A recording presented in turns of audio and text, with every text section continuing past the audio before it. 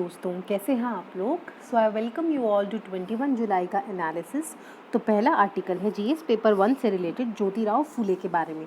तो मुझे खुद भी याद नहीं है हमने कितनी बार कवर कर लिया ज्योतिराव फुले के बारे में, तो फिर से देख लेते हैं। ठीक है, तो कंटेक्स्ट क्या है भाई, ये ध्यान रखना कि महाराष्ट्र गवर्नमेंट में महाराष्ट्र सरकार में एक स्कीम चलाई जाती है Mahatma Jyotirao Phule crop loan waiver scheme के बारे में। ठीक है, तो जो भी लोन दिया जाता है उसको वेव ऑफ कर देते हैं, तो उसके बारे में है। एंड वही है जो क्रॉप लोन्स को वेव ऑफ कर देते हैं। स्कीम ध्यान रखना, हम ज्योतिराव फुले के बारे में पढ़ लेते हैं। 1827 में इनका जन्म हुआ था सतारा डिस्ट्रिक्ट ऑफ महाराष्ट्र में। ठीक है, इनको महात्मा का टाइटल किसने दिया था, विठल राव कृष्णाजी वंडेकर। ठीक है, तो ये महाराष्ट्र के सोशल एक्टिविस्ट थे। तो आप मुझे ये बताएंगे कि महात्मा गांधी को महात्मा का टाइटल किसने दिया था। ठीक है, तो सोशल रिफॉर्मर्स और उनके की कंट्रीब्यूशन क्या है कि जब भी ज्योतिराव फुले का नाम ध्यान आए हमेशा ध्यान रखना कि ये इन्होंने जो अनटचेबिलिटी है, ठीक है, जो दलित एट्रॉसिटीज़ होती थी उनके खिलाफ काफ़ी आवाज़ उठाई थी। ठीक है, एंड इनकी वाइफ ने भी इनके साथ काफ़ी काम किया था। ठीक है, अनटचेबिलिटी हो गया, कास्ट सिस्टम हो गया, उसके खिलाफ इन्होंने काफ़ी आवाज़ उठाई। Empowerment of women and reform in Hindu family life. ठीक है, इनकी वाइफ सावित्री बाई फुले, उनको विमेन एजुकेशन में पायनियर माना जाता है क्योंकि इन्होंने पहला फॉर गर्ल्स स्कूल खोला था। ठीक है, तो first indigenously run school for girls in India in August 1848। ठीक है, पुणे महाराष्ट्र में खोला फर्स्ट इंडिजिनसली। ठीक है, हमने खुद से ही चलाया था स्कूल फॉर गर्ल्स। ठीक है, तो फिर फूले ने क्या बाद में क्या स्टार्ट किया, दोनों फूलेज ने मिलकर school for childrens for them untouchables caste like Mahar and Mang. तो जो महार और मांग है ना, ये महाराष्ट्र की अनटचेबल कास्ट होती थी उस टाइम पे। तो फूलेज ने उस टाइम पे उनके जो बच्चे थे उनके लिए भी स्टार्ट किया। तो बहुत नोबल काम किया इन्होंने। 1863 में इन्होंने प्रेग्नेंट ब्राह्मण विडोज़ के लिए भी बर्थ प्लेस खोला कि भाई वहाँ पे वो सिक्योर बर्थ दे सके बच्चों को। ठीक है, क्योंकि हॉस्पिटल्स वगैरह की सुविधा ज़्यादा होती नहीं थी उस टाइम पे, तो वो भी खोला। तो ये भी बहुत अच्छी चीज़ हुई। ही ओपनड एन ऑर्फनेज होम अनाथालय खोला टू अवॉइड इन्फेंटिसाइड। ठीक है, कि भाई तुम्हें नहीं रखना बच्चा, हमारे यहाँ दे जाओ, हम उसको पाल पोस के बड़ा करेंगे। 1868 में Jyotirao decided to construct common bathing tank outside his house, कि भाई कॉमन लोग नहा लेंगे वहाँ पे, ताकि वो ये दिखाना चाह रहे हैं कि हम हर ह्यूमन बीइंग को एम्ब्रेस कर रहे हैं। ठीक है, हम अनटचेबिलिटी को नहीं प्रैक्टिस कर रहे हैं। सो ये बहुत अच्छा कॉमन बाथिंग टैंक के बारे में उन्होंने खुद एस्टैब्लिश किया अपने घर के बाहर। 1873 में सत्य शोधक समाज, दिस इज़ वेरी इंपॉर्टेंट, फुले का नाम आते ही आपको सत्य शोधक समाज के बारे में ध्यान आना चाहिए। उन्होंने सत्य शोधक समाज की स्थापना की society of seekers of truth के नाम से। ठीक है, जो क्योंकि जो डिप्रेस्ड क्लास है उनके राइट्स के बारे में, and to denounce the caste system and to spread rational thinking, कि भाई ऐसा हो रहा है तो क्यों हो रहा है, नहीं हो रहा है तो क्यों नहीं हो रहा है। सो रैशनल थिंकिंग होनी चाहिए। फेमस वर्क क्या है, तृतीया रत्न, गुलामगिरी, ठीक है, श्वेत कार्याचा अशुद्ध, ठीक है, और कल्टिवेटर्स विपकॉर्ड एंड सत्यशोधक समाज जोकत। ठीक है, तो ये सारे इनके वर्क्स हैं। तो सबसे ज़्यादा इंपॉर्टेंट तो सत्यशोधक समाज ही है, उसके बारे में आपको नहीं भूलना है। ठीक है, society of seekers of truth.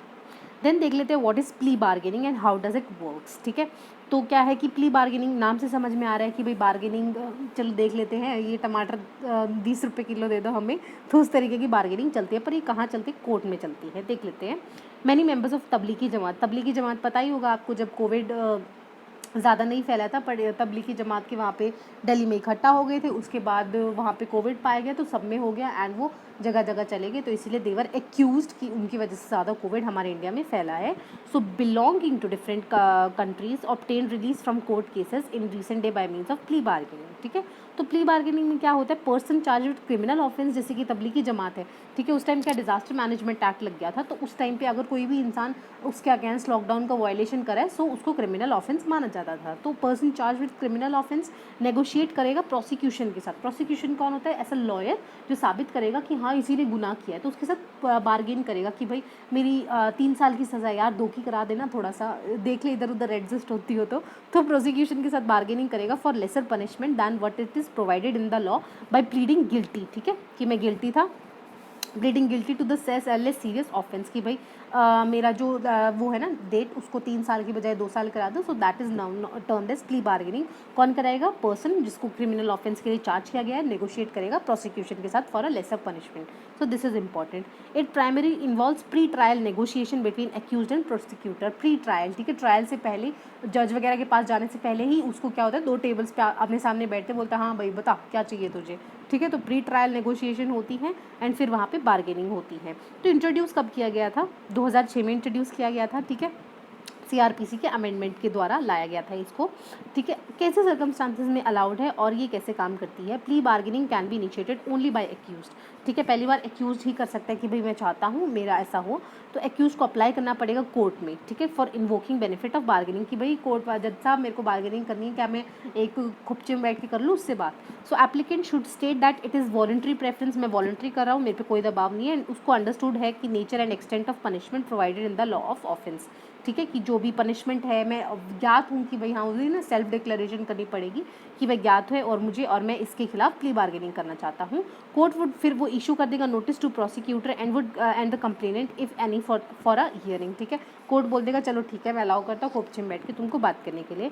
Voluntary nature of application must be ascertain by the जज इन कैमरा हियरिंग, की वॉलंटरी नेचर बताना चाहिए कि जज ऐसे पढ़ के बताएगा कि हाँ इन्होंने वॉलंटरी अपने मन से सेल्फ डिक्लेरेशन स्वयं इच्छा से माना है ये चीज़ें, एंड ये ऑन कैमरा हियरिंग होनी चाहिए ताकि उसमें कोई कन्फ्यूजन ना हो, बाद में ये ना बोले कि मेरे को तो कोई दबाव था। देयर आफ्टर कोर्ट परमिट कर सकता है प्रोसिक्यूटर को इन्वेस्टिगेटिंग ऑफिसर्स को, ताकि वो होल्ड कर सके मीटिंग को, ठीक है। आउटकम में इन्वॉल्व पेमेंट ऑफ कंपनसेशन, या तो वो बोल देंगे कंपनसेशन ही पे कर दो, या फिर कोई भी expenses to the victim by the accused, ठीक है। विक्टिम को पे, मान लो कुछ और हो गया, मान लो किसी की गाड़ी ठोक दी, ठीक है, किसी की डेथ हो गई इस तरीके से, तो उसको भी कंपनसेशन, ये पहले आउट ऑफ द मतलब कोर्ट के बाहर ये सारी चीज़ें सॉर्ट हो जाती हैं कि वो उससे कंपनसेशन की बात पहले ही हो जाएगी ताकि उनको कोर्ट के धक्के ना खाने पड़े, बेसिक बात ये है। वंस म्यूचुअल सेटिस्फैक्शन रीच हो जाएगी तो फिर एक फॉर्मलाइज होएगा अरेंजमेंट, कोर्ट फॉर्मलाइज करेगा, ठीक है, फिर वो साइन होएगी दोनों पार्टीज़ के द्वारा और प्रिसाइडिंग ऑफिसर के द्वारा। Accused may be sentence to present terms that is half of the minimum period fixed for the offence, ठीक है। तो जो पहले फिक्स था 3 साल था उसका हाफ यानी कि 1.5 साल की उसको इम्प्रिजनमेंट हो सकती है if there is no minimum term prescribed. अगर कोई मिनिमम टर्म ही नहीं है, बोल देते कि हाँ this is a heinous crime, this is a this, अगर कोई टर्म फिक्स नहीं है ना तो sentence should run up to 1/4 of the maximum sentence stipulated in the law, ठीक है। तो 1/4 होना चाहिए, अगर कोई मिनिमम टर्म नहीं है कि मिनिमम इतने, मैक्सिमम तो होती है कि 7 साल की सज़ा होगी, मिनिमम नहीं है ना कि 2 साल की होनी चाहिए या 1 साल की होनी चाहिए, तो मिनिमम उसको 7 साल का या 8 साल का इंटू 1/4 क्या 2 साल का हो जाएगा, ठीक है। तो 2 साल उसको जेल में काटने ही पड़ेंगे। So this is the thing. Cases for which practice allowed are limited, ठीक है। कौन से केसेस में, only someone who has been charge sheeted for any offence that doesn't attract death sentence, death sentence नहीं होनी चाहिए, उम्र कैद नहीं होनी चाहिए, लाइफ सेंटेंस और a present term above 7 years, 7 साल से ऊपर नहीं होना चाहिए भाव, सिर्फ कम ही होना चाहिए। It is also applicable to private complaints which criminal court has taken cognizance. तो प्राइवेट कंप्लेंट्स के बारे में बता देती हूँ। देखो 2 चीज़ें होती है, एक होती है FIR और एक होती है प्राइवेट कंप्लेंट, ठीक है। क्या होती है FIR, हम जाते हैं हम SHO के पास जाते हैं, हमारी फ़ोन गुम, यार मेरा फ़ोन गुम हो गया, ठीक है, तो हम क्या SHO के पास चले जाएंगे FIR फाइल करने, first information report. Private complaint क्या होती है, जब वो बोल देता है SHO बोल देगा कि नहीं हमने ये हमारी जुरिस्डिक्शन में नहीं आता, हमने ये नहीं करना, आपको प्राइवेट कंप्लेंट फाइल करनी पड़ेगी। इसका मतलब आपको सीधा जुडिशियल मजिस्ट्रेट के पास जाके कंप्लेंट फाइल करनी होती है, which is termed as private complaint, ठीक है। तो वही होता है, एक होता है कॉग्निजिएबल ऑफेंस, एक होता है नॉन कॉग्निजिएबल ऑफेंस। तो कॉग्निजिएबल ऑफेंस में क्या होता है, कोई भी पुलिस वाला बिना वारंट के आपको अरेस्ट कर सकता है, ठीक है, वारंट की ज़रूरत नहीं होती। नॉन कॉग्निजेबल ऑफेंस क्या होता है, उसमें वारंट की ज़रूरत होती है एंड उसमें आपको उसके वारंट के बिना वो अरेस्ट नहीं कर सकता, ठीक है। तो जो नॉन कॉग्निजेबल वाली चीज़ें होती हैं ना, तो उस चीज़ के से रिलेटेड प्राइवेट कंप्लेंट्स फाइल होती हैं, ठीक है। जो नॉन कॉग्निजेबल ऑफेंस होता है, तो प्राइवेट कंप्लेंट्स बता दें, जुडिशियल मजिस्ट्रेट के पास जाके आपको कंप्लेंट दर्ज करनी पड़ेगी, ठीक है। और ये जो प्ली बार्गेनिंग है उस टाइम पे काम नहीं करेगी अगर कोई सोशो इकोनॉमिक कंडीशंस को अफेक्ट किया या फिर कमिट ऐसा कोई क्राइम है जो चिल्ड्रन मतलब छोटे बच्चे के साथ किया बिलो द एज ऑफ 14 या वुमेन के अगेंस्ट, तो वहाँ पे प्ली बार्गेनिंग काम नहीं करेगी, सज़ा तो मिलकर रहेगी। रैशनल क्या है स्कीम का, जस्टिस मलिमत कमेटी ने बोला कि ये क्रिमिनल जस्टिस सिस्टम में एक रिफॉर्म लाएगा एंड इससे क्या होगा, स्पीडी ट्रायल्स होंगी, ठीक है। फालतू 100 केसेस तो पहले ही पड़े हैं, तुम 2-3 और ले आओ, ठीक है, तो आउट ऑफ द कोर्ट हो जाए इतना बेहतर है, ठीक है। And uncertainty over outcome of crime, uncertainty होती रहती है, पता चले 10-10 साल तक जेल में ही पड़े, नंबर ही नहीं आया जी लोगों का। Save litigation cost, impact on conviction rates, help offender to make fresh start in life, ये तो बेसिक बातें हैं। जस्टिस मलिमत कमेटी के बारे में हमने कुछ दिन पहले भी पढ़ा था, किस लिए था ये याद करो, एंटी टॉर्चर लॉ के तहत भी उनका कुछ था ना, and justice Malimath, so you should like that link, ठीक है। तो जस्टिस मलिमत कमेटी जब आ जाए तो याद रखना कि क्रिमिनल जस्टिस सिस्टम के रिफॉर्म्स का इन्होंने कुछ ना कुछ बताया था। सो सेकंड आर्टिकल भी क्लियर हो गया। फिर NFRA देख लेते हैं। NFRA क्या है? नेशनल फाइनेंशियल रिपोर्टिंग अथॉरिटी, ठीक है। तो उसने कंस्टिट्यूट किया है क्या? टेक्निकल एडवाइजरी कमेटी, ठीक है, under the chairmanship of these people. Composition क्या है? 7 मेंबर्स इंक्लूडिंग चेयरमैन, ठीक है। तो 6 मेंबर्स प्लस 1 चेयरमैन।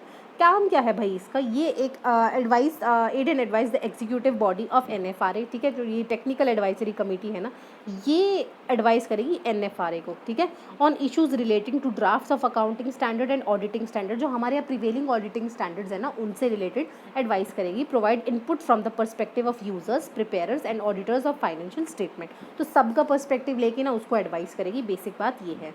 NFRA क्या है भाई? 2018 में बनाया, तो इंपॉर्टेंट हो जाती है, कुछ टाइम पहले ही बनाई है, ठीक है, under section 132 of companies act 2013, ठीक है। तो ज़रूरत क्यों थी? क्योंकि काफ़ी ज़्यादा स्कैम्स हो रहे थे। स्कैम्स क्यों हो रहे थे? क्योंकि प्रॉपर ऑडिटिंग नहीं हो पा रही थी, ठीक है। पता नहीं चल रहा था कि भाई ये किसकी पर्ची है और कितना खर्चा निकला और कितना मुनाफा हुआ, ठीक है। Need was felt to establish independent regulator हो, ताकि वो इन्फोर्स कर सके ऑडिटिंग स्टैंडर्ड्स यूनिफॉर्मली हो, ठीक है, एंड क्वालिटी भी होनी चाहिए। ऐसे नहीं हाँ देख लिया चलो साइड करो। So as to enhance investors and public confidence हो, ठीक है, in the financial disclosures of company. Composition क्या है? Companies act require NFRA to appoint chairperson, जो सेंट्रल गवर्नमेंट अपॉइंट करेगी, जो चेयरपर्सन होगा, एंड मैक्सिमम 15 मेंबर्स। तो अभी तो हमने देखा 6 मेंबर्स है प्लस 1 चेयरपर्सन है, ठीक है। तो फंक्शंस एंड ड्यूटीज़ क्या है? Recommend accounting and auditing policies and standards to be adopted by companies for approval of central government, ठीक है। सेंट्रल गवर्नमेंट के अप्रूवल के लिए तो वो बताएगी किस तरीके की ऑडिटिंग स्टैंडर्ड्स होने चाहिए। Monitor and enforce compliance with auditing standards, ठीक है। कंप्लायंस भी होना चाहिए, भी इस तरीके के स्टैंडर्ड्स है और आपको कंप्लायंस करना चाहिए, उस चीज़ को भी ये मॉनिटर करेगी। Oversee the quality of service of the professional, जो भी इससे एसोसिएटेड है, ICI चार्टर्ड अकाउंटेंट्स हैं, जो भी इससे रिलेटेड हैं, वो सारे इसको फॉलो कर रहे हैं या नहीं, क्वालिटी ऑफ सर्विस प्रोवाइड कर रहे हैं या नहीं। Provide such other functions and duty that may be necessary, जो भी इन फंक्शंस और ड्यूटीज़ को डिस्चार्ज करने के लिए हो, ठीक है। क्या है? It will probe listed companies powers, क्या है? And those unlisted public companies having paid up capital. Paid up capital क्या होता है? जब आप शेयर्स इशू करते हो और जो आपको कैपिटल मिलती है ना आपको काम चलाने के लिए, उसको पेड अप कैपिटल कहते हैं। तो 500 करोड़ हो, उनको देखेगा ये, ठीक है। एंड लिस्टेड कंपनीज को तो सबको ही देखेगा जो स्टॉक एक्सचेंज पे लिस्टेड है। और अनलिस्टेड में कैटेगरीज हैं कि जिसका पेड अप कैपिटल 500 करोड़ होना चाहिए या एनुअल टर्नओवर 1000 करोड़ से कम नहीं होना चाहिए। एनुअल टर्नओवर क्या होता है? पूरा कितना मुनाफा कमाया, मतलब कितने की उसने डीलिंग करी है, प्रॉफिट नहीं, पूरा मतलब कितना उसने कमाया। मान लो उसके पास 500 रुपये उसको मिले, ठीक है, शेयर होल्डर से अपना धंधा चलाने के लिए, और उसको मान लो 2000 का उसने सामान बेच दिया, ठीक है। तो बट वो है ना कि शेयर होल्डर्स को फिर ये 500 रुपये की कुछ डिविडेंड भी देगा, वो स्टाफ की सैलरी भी देगा, बट जो ये 2000 है ना, this is known as gross annual turnover, ठीक है। तो इन्वेस्टिगेट कर सकेगा प्रोफेशनल मिसकंडक्ट को committed by members of the ICAI, ठीक है। चार्टर्ड अकाउंटेंट्स की उनकी मिसकंडक्ट को भी देखेगा। एंड ये वाली चीज़ें हैं NFRA के बारे में। तो I hope this is clear to you. Then mega food park के बारे में देख लेते हैं। जोरम मेगा फूड है तो कहाँ है? Mizoram. Simple as that, Zoram Mizoram में हुआ है, ठीक है। तो क्या बेनिफिट होगा भाई? फार्मर्स की हेल्प होगी, फूड पार्क है तो और जॉब्स क्रिएट होंगी, ठीक है। तो पहला मेगा फूड पार्क है जो मिज़ोरम में ऑपरेशनलाइज हो रहा है। कौन है भाई इसकी ministry? Ministry of food and processing industries, MFPI is the implementing mega food. जो जहाँ पे भी मेगा फूड पार्क होना भाई, फूड प्रोसेसिंग इंडस्ट्रीज़ ही करा रही हैं।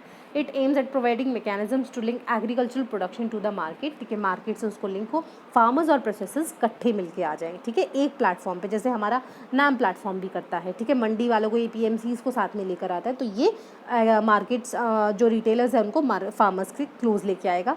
These food parks will be major boost to the food processing sector by adding value and reducing food wastage. Food wastage कम होगा। मैक्सिमम ग्रांट कितना भाई? 50 करोड़ का मिलेगा for setting up mega food park in minimum 50 acres, ठीक है। 50 एकड़ के land भी मिलेगा एंड ग्रांट भी दिया जाएगा with only 50% contribution of the total project cost, ठीक है। बाकी आपने करना है, बाकी कुछ सरकार भी देगी। मोड ऑफ ऑपरेशन क्या है? क्लस्टर बेस्ड अप्रोच है, based on hub and spokes model. इस तरीके का हब एंड स्पोक मॉडल होता है, ठीक है। एक चीज़ के काफ़ी फ़ायदे हों। इट इंक्लूड्स क्रिएशन इंफ्रास्ट्रक्चर बनाएंगे for primary processing and storage near farm, ठीक है, in the form of primary processing centres. तो इस तरीके के प्रोसेसिंग एंड स्टोरेज सेंटर्स होंगे, जिसको कलेक्शन सेंटर्स भी बोला जाएगा, ठीक है, ताकि वो जो चीज़ है वो ख़राब ना हो, ठीक है। फूड वेस्टेज को हमने कम करना है ना। इम्प्लीमेंटेशन कौन है, स्पेशल पर्पस व्हीकल बनाया जाएगा जो इसकी इम्प्लीमेंटेशन करेगा, which is a body corporate registered under companies act. तो कंपनीज एक्ट में रजिस्टर्ड होगा। State government entities and cooperatives are not required to form separate SPV for implementation of mega food park. तो state government को जरूरत नहीं होती, ये centre की तरफ से ही आ जाते हैं। Subject to fulfilment of the condition of scheme guidelines fund are release to SPVs. ठीक है, तो फंड ये जो 50 करोड़ है ना, जो ministry of food processing industries है वो इसको दे देगा और फिर ये अपना काम करेगा, जो भी रिस्पेक्टिव स्टेट है। तो स्टेट गवर्नमेंट का ज़्यादा इसमें रोल नहीं होता।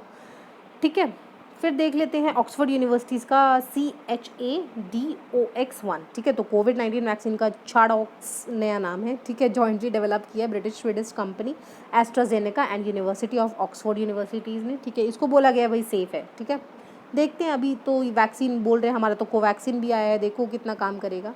It is non replicating viral vector vaccine. हम पढ़ेंगे नॉन रेप्लिकेटिंग वायरल वैक्सीन क्या, अभी के लिए याद कर लो, ऐसा होता है। It is made from genetically engineered vaccine that causes common cold in chimpanzees. तो चिंपैंजीज में जो कॉमन कोल्ड करती है उसमें इन्होंने जेनेटिकली इंजीनियर कर दिया। क्या हुआ, ये चिंपैंजी हो गया। ठीक है, इससे इसको कॉमन, इसको बहुत छींक आ रही थी, इससे इसका निकाल लिया। ठीक है, इसको ये निकाल लिया, इसको जेनेटिकली इंजीनियर किया। इसमें क्या किया, जेनेटिकली इंजीनियर करके इसमें स्पाइक्स ऐड कर दिए। जो कोविड के होते हैं ना, कोरोना क्यों कहते हैं, क्योंकि क्राउन लाइक स्ट्रक्चर होता है, तो ये इसमें ऐड कर दिए। चिंपैंजी की छींकने वाला वायरस निकाला और इसको इंजीनियरिंग कर दिया। कैसे, इसमें कोविड का ये सींग लगा दिए। So scientist this by transferring genetic instructions of the corona virus spike protein, जो मैंने बताया सींग वाला, दिस वॉज डन ताकि वैक्सीन रिजेंबल करे कोरोना वायरस को। होगी तो वो छींक वाली है ना, पर क्या है कि कोरोना वायरस को रिजेंबल करेगी। क्या होगा कि क्या है कि कोरोना क्या करता है, बहुत चालू है, सेल्स में जब घुसता है ना तो वो अपनी सींग मारता रहता है सेल्स में। तो जब वो सींग मारेगा तो बॉडी को पता चल जाएगा, हाँ भाई सींग वाला जब वायरस आएगा तो मुझे ऐसे ऐसे एक्ट करना पड़ेगा, क्योंकि ये सींग वाला भी है और छींक भी कराएगा, तो बॉडी उस तरीके का इम्यून रिस्पॉन्स जनरेट करेगी। ठीक है, काम कैसे करेगा, एडिनो वायरस क्या होता है, वायरल वेक्टर्स होते हैं। वेक्टर्स का क्या मतलब होता है, एक जगह से दूसरी जगह में कोई चीज़ जो कैरी कर रहे हैं उनको वेक्टर्स कहते हैं। जैसे कि मैंने आपको बताया ना, non replicating viral vector vaccine, तो वैक्सीन तो है ये कौन सी, चाडॉक्स1, तो वायरल वेक्टर है। वायरल वेक्टर कौन सा यूज़ किया हमने, एडिनो वायरस। ठीक है, तो नॉन रेप्लिकेटिंग का क्या मतलब है वो मैं समझाती हूँ। एडिनो वायरस जेनेटिकली मॉडिफाइड किया उसको, ठीक है, so that it cannot replicate in humans. Replicate नहीं करेगा जैसे कोविड करा ना फटाफट, ये कम ही रहेगा कंसंट्रेशन में, will enter cell and release the code to make only the spike protein. ठीक है, वो रिलीज करेगा। Body immune system is expected to recognise spike protein, जो सींग है उसको रिकॉग्नाइज करेगी एज पोटेंशियली कि भाई ये तो हार्मफुल आ गया, एंड फिर वो एंटीबॉडीज बिल्ड करेगी। Once immunity is build, the antibodies will attack the real virus. ठीक है, if its tries to infect body, तो क्या होगा, पहले से ही हमने एंटीबॉडीज तैयार कर दी कि कभी कोविड आ गया तो उसको इस तरीके से अफेक्ट करना है। ठीक है, तो क्या है अभी, व्हेन समवन इज अफेक्टेड कोविड-19 क्या होता है, reason it spreads in the body easily, क्योंकि ये स्पाइक्स हैं उसके सरफेस पे। ठीक है, सींग है, ये क्या करते हैं, वायरस को पेनिट्रेट करते हैं, सेल्स को बहुत इजीली पेनिट्रेट हो जाता है एंड फिर मल्टीप्लाई करता रहता है।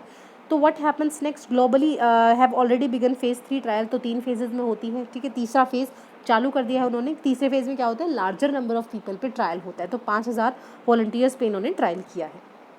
टाइप ऑफ वैक्सीन्स क्या होती हैं, देखो इसमें आएगा आपका non replicating, inactivated. In these are vaccines made by using particle of कोविड-19 वायरस। इनएक्टिवेटेड का क्या मतलब होता है, मार दिया, मान लो उस पर जला दिया उसको, या फिर उस पर कोई केमिकल डाल दिया, वो जल गया, मर गया। ठीक है, किल्ड होता है, बट क्या होता है, किल्ड हो जाएगा तो वो रेप्लिकेट करेगा, जब जिंदा ही नहीं है तो, पर क्या होगा, हमारी बॉडी में जाएगा तो बॉडी करेगी, अरे ये तो कुछ से काला काला से क्या आ रहा है, अजीब सा फॉरेन पार्टिकल दिख रहा है, तो वो उसके खिलाफ इम्यूनिटी बिल्ड करेगी, मतलब एक्ट करेगी बेसिकली। ठीक है, तो एंटीबॉडीज़ इसमें भी क्रिएट होती है एक्टिवेटेड फॉर्म में। एक्टिवेटेड फिर क्या है, non replicating viral vector, it uses weakened. ठीक है, वीकंड होगा जेनेटिकली मॉडिफाइड वर्जन, जैसे कि नॉन रेप्लिकेटिंग वायरल वेक्टर, जैसे हमने एडिनो वायरस का पढ़ा, क्या हुआ, चिंपैंजी की छींकने वाली वायरस थी, उस पर हमने स्पाइक्स ऐड कर दी। स्पाइक्स ऐड करना क्या हुआ, जेनेटिकली मॉडिफाइड करना।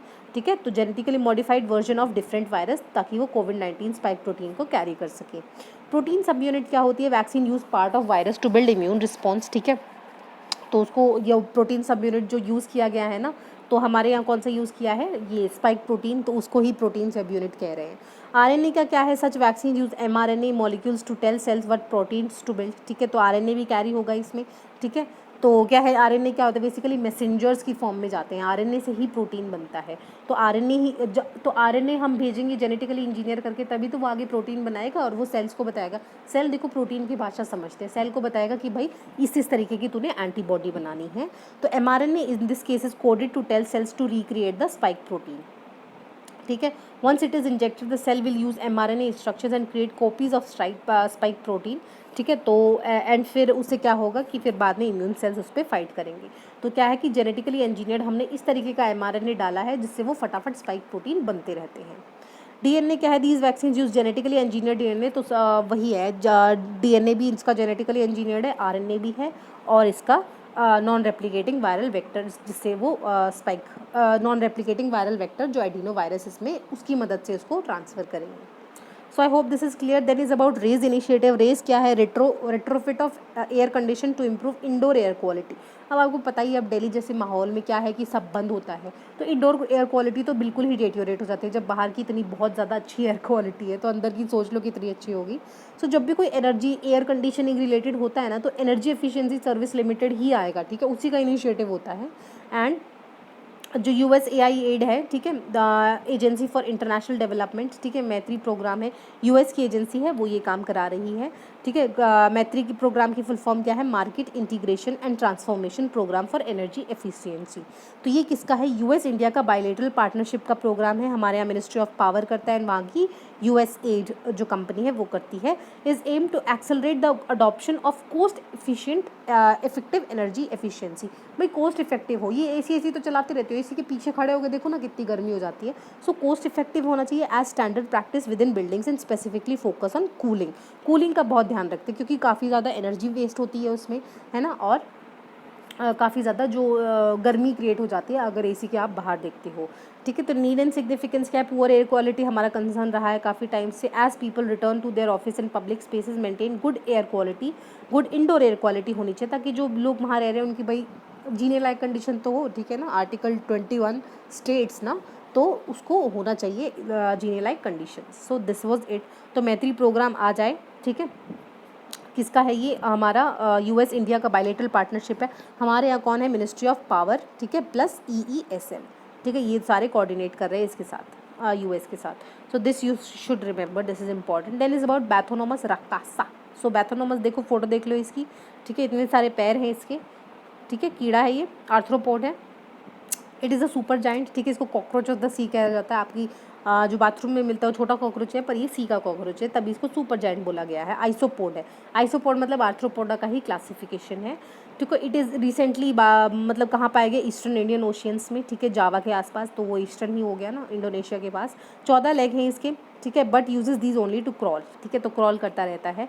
50 सेंटीमीटर बड़ा है, मतलब 1.6 फुट का है, ठीक है, एंड ज़्यादा बड़ा नहीं होता, ठीक है। आइसोपोड दैट इज 50 सेंटीमीटर, उनको सुपर जायंट्स बोला जाता है, ठीक है। They are distantly related to crab, lobsters and shrimps, उनके ये भाई बहन है काफ़ी दूर के, ठीक है। तो only members of isopod species that exceed raksasa, मतलब रकासा से भी बड़ा है, उसको बैथोनोमस जिजेंटस बोला जाता है।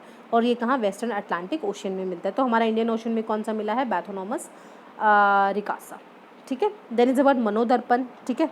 तो मनोदर्पण क्या है, मन से रिलेटेड है। अब मन से रिलेटेड है तो फिर साइको सोशल या फिर साइकेट्री तो आ जाएगी ना इधर। तो मनोदर्पण इनिशिएटिव किसने लॉन्च किया, अंडर आत्मनिर्भर भारत अभियान की। भाई हम जो हमारे बच्चे ना उनको साइको सोशल सपोर्ट ज़रूर प्रोवाइड करेंगे, स्टूडेंट्स को, टीचर्स को, पेरेंट्स को, ताकि उनकी mental health and emotional wellbeing address हो सके। किसका इनिशिएटिव है, MHRD का। जब भी कोई पढ़ाई वाली, स्कूल चिल्ड्रन वाली बात आ जाती है तो यूजुअली ये MHRD का ही इनिशिएटिव होता है, ठीक है। तो मैंने आपको जो क्वेश्चन पूछा वो ज़रूर आंसर करिएगा, and thank you so much for watching.